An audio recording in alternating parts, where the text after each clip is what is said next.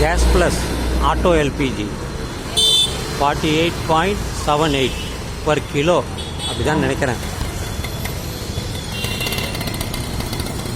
வாங்க வாங்க எல்லோரும் வாங்க வாங்க வாங்க வாங்க எல்லோரும் என்கிட்ட வாங்க. ஏன்னா எனக்கு இன்றைக்கி ஒரு உதவி செய்யக்கூடிய ஒரு வாய்ப்பு கிடைச்சிது. அதெல்லாம் சொல்கிறதுக்கு தான் உங்களை கூப்பிடுறேன். வாங்க வாங்க எல்லோரும் வாங்க. வந்துட்டீங்களா? நான் சொல்கிறத கொஞ்சம் கேளுங்க. நான் பெரம்பூரில் அப்படியே போயிட்டே இருந்தேன். ஒரு மலையாளி அவர் சாரு ஏந்தா எனக்கு சின்ன உதவி செய்யணும் அப்படின்னு அவர் கேட்டார்.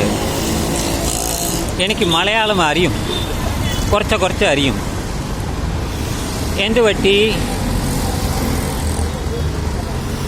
എന്താ നിങ്ങൾക്ക് ഏത് വേണം എന്ന് ഞാൻ പറയട്ടെ.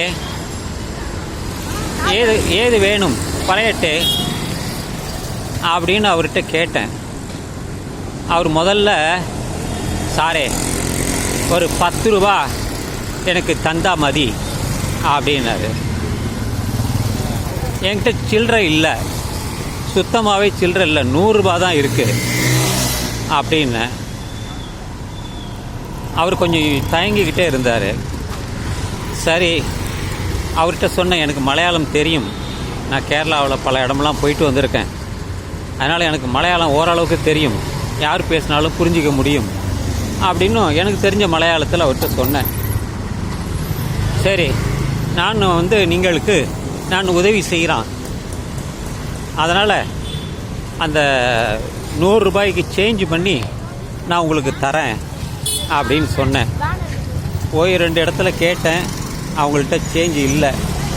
சரி வாங்க அப்படின்னு சொல்லிவிட்டு இந்த சங்கம் ஃபார்மசி இருக்கு இல்லையா, அங்கே போனேன்.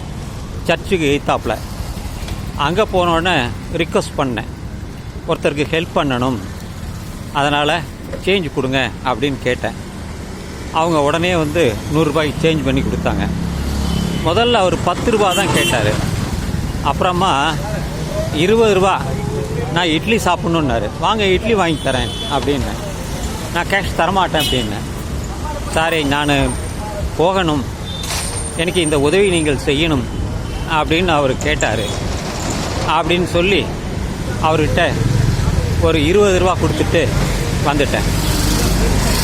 அதாவது சில பேர் நம்மக்கிட்ட கேட்பாங்க, சில பேர் ரெகுலராகவே அவங்க வறுமையினால் ஒதுக்கப்பட்டவர்கள் இப்படி சாலையில் அங்கங்கே அவங்க உட்காந்துருப்பாங்க, கை நீட்டுவாங்க. நல்லவர்கள் கூட கை நீட்டுறாங்க, பார்க்குறேன் நான். நல்ல வேலை பார்க்குறவங்க கூட கை நீட்டுறாங்க. ஏன்னால் அவங்களுக்கு வருமானம் கிடையாது. அப்படி இவர் நிஜமாகவே அவருக்கு ஒரு மலையாளி. நான் எந்த ஒரு இதெல்லாம் கேட்கலை, அவர் மலையாளத்தை தான் ஆரம்பித்தார். சாரு நீங்களே பார்த்து நான் ஒரு ஹெல்ப்பு வேணும் அப்படின்னு சொல்லி சொன்னார். சரி ஏது அப்படின்னு கேட்கும்போது இந்த விஷயத்தை சொன்னார். அதை நான் ஒரு வாய்ப்பாக எடுத்துக்கிட்டேன்.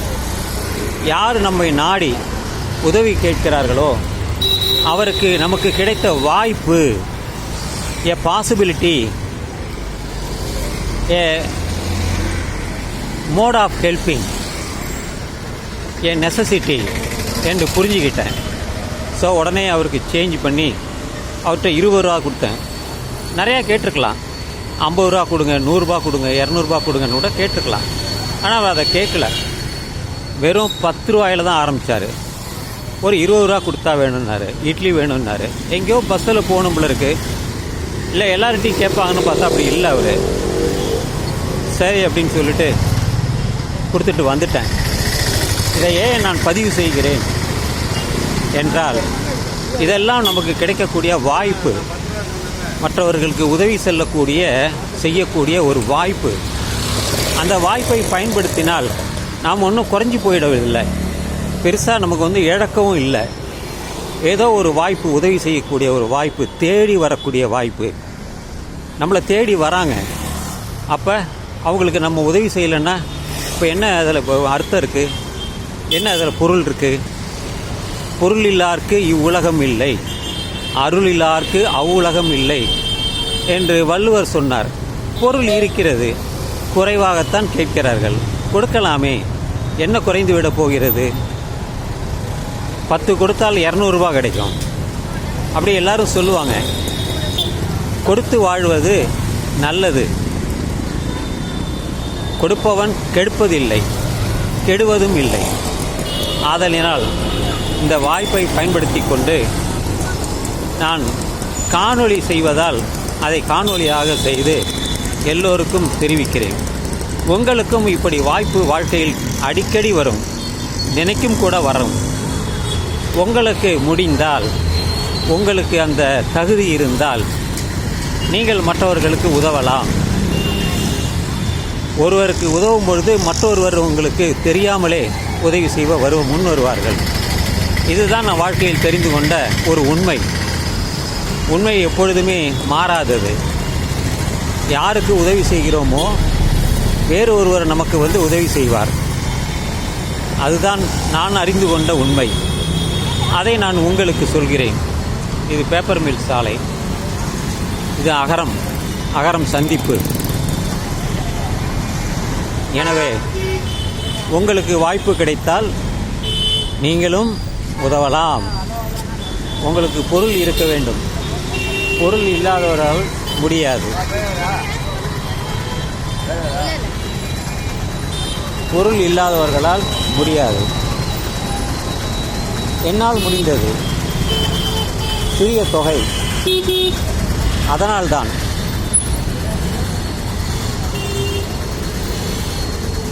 இப்போ திருவிக்கா நகர் பிறந்து போயிட்டு அங்கேருந்து வீட்டுக்கு போகணும்.